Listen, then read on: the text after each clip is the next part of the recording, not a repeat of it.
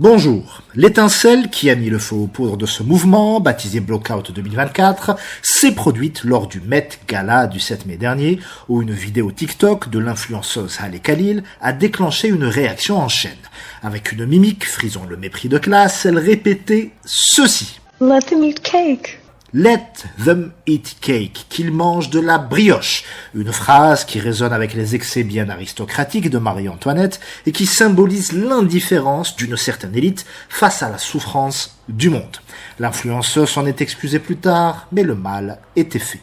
Cette séquence absolument lunaire a été le catalyseur d'un mouvement visant à pointer le silence de certaines célébrités face au génocide qui se déroule en Palestine.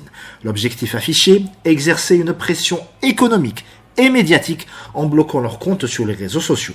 Très rapidement, des listes de célébrités à bloquer ont circulé, orchestrant ainsi une perte significative d'abonnés et donc de revenus pour plusieurs personnalités influentes sur des plateformes comme Instagram, Facebook ou TikTok. Des chiffres rapportés par Social Blade, c'est une société d'analyse des médias sociaux, témoignent de l'impact réel de cette initiative. Selena Gomez, par exemple, a vu 1 million d'abonnés la quitter sur Instagram, suivi par Zendaya avec quelques 200 000 abonnés perdus. Ce mouvement, qui commence aussi à toucher quelques influenceurs algériens, est en train de porter ses fruits, comme nous l'explique Melissa Labrab, experte en marketing digital et spécialiste des réseaux sociaux. C'est le Blackout 2024. C'est une liste de personnalités à bloquer, à unfollow et à radier. Et on a pu voir ça clairement avec une baisse monumentale des followers de plusieurs célébrités, notamment Kim Kardashian, Justin Bieber et Taylor Swift.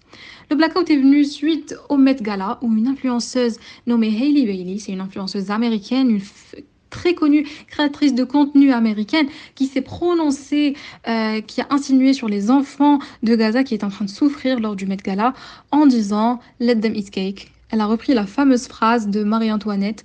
Et cette phrase-là a plutôt causé beaucoup d'énervement de la part des internautes et de la part des personnes en général, ce qui a mené à créer le blackout, à bloquer toutes les personnes qui ne supportent pas la cause palestinienne, ou du moins qui ne se sont jamais prononcées là-dessus. Et selon mon avis personnel, on commence à voir plusieurs personnalités avec des millions de followers sur Instagram qui se prononcent après plusieurs mois de massacre.